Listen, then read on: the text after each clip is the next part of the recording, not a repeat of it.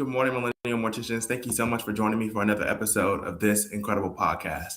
I know you could have chosen to be anywhere, but today you decided to be with us, and for that, I am forever grateful. Well, first and foremost, I want to thank the sponsors of today's podcast, Faveo Memorial Live Streaming. If you and your families need live streaming that's simplified and redefined, check them out at faveo.org. Again, if you and your families need live streaming that's simplified and redefined, check them out at faveo.org. Well, I hope you're geared up and you're ready to go to war. We have an exciting episode today, exciting topic. I think it's going to change your life, change your trajectory of your day. Ooh, that was a tongue twister. Change the trajectory of your day and empower you and your future goals. The title of today's episode is The Goalpost. The Goalpost. You can't score in life if you don't know where the goalpost is. In football, the kicker knows exactly where the ball needs to go. Just part of the job. Imagine trying to kick a field goal with no goalpost. It's impossible. You're aiming basically in the air. You don't know where you're aiming. You're just kicking. That's how some of us approach our careers and our lives. We're working really hard, but what exactly are we aiming for? What does winning actually look like for me, for you, for us, for our industry? Is it money? Is it impact? Is it leadership? Is it ownership? Is it education? Is it serving families better? Being a busy person doesn't automatically mean you're getting closer to the goalpost. A goal needs to be more specific than I want to be successful. I want to be successful is what's on your agenda. But you have to be more specific than just that. Because in reality, we all want to aim for that.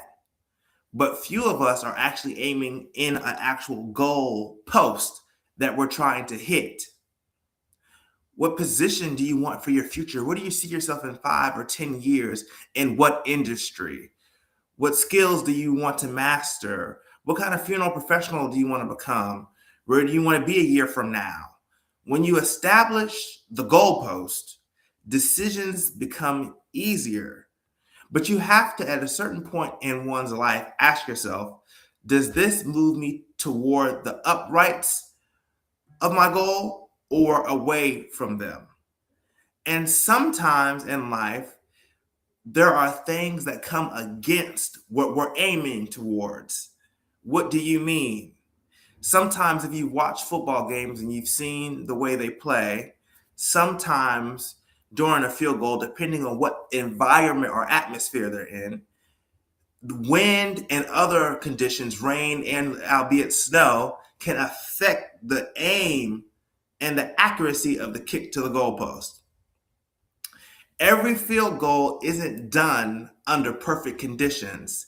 In fact, I hate to tell you this, but most of the field goals aren't done in perfect conditions at all. Wind changes, pressure increases. Sometimes, depending from where they are on the field, the distance gets longer. Life works the exact same way. Rejection, difficult families, career setbacks, financial pressure, mistakes, all of it can affect the kick. But the goalpost hasn't moved. Your circumstances changing doesn't necessarily mean your destination should. Sometimes you have to adjust your approach without abandoning your goal. And you have to always remember, like in life, every great kicker has missed at some point in their career.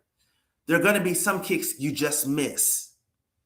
But missing is motivation and learning from that kick so that the next time you're at that same distance in that same spot, you know exactly what your trajectory needs to be to hit your goals. One missed field goal doesn't mean they stop kicking. You're going to miss opportunities in life. You're going to make professional mistakes. You're going to hear no.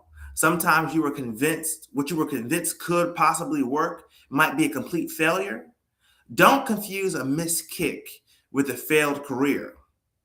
Study what happened in that moment, reposition yourself, and take the next shot. A miss is information. It tells you what needs to be adjusted so you don't make the same mistake twice.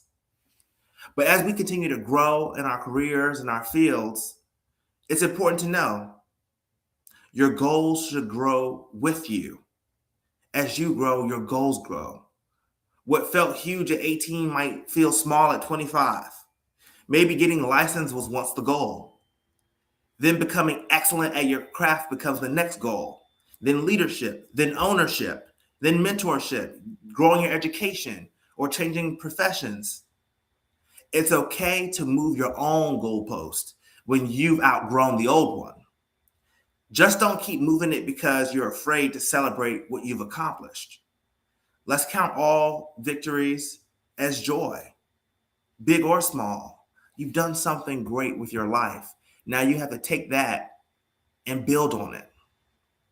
And eventually take more risk as you continue to grow, as you continue to build.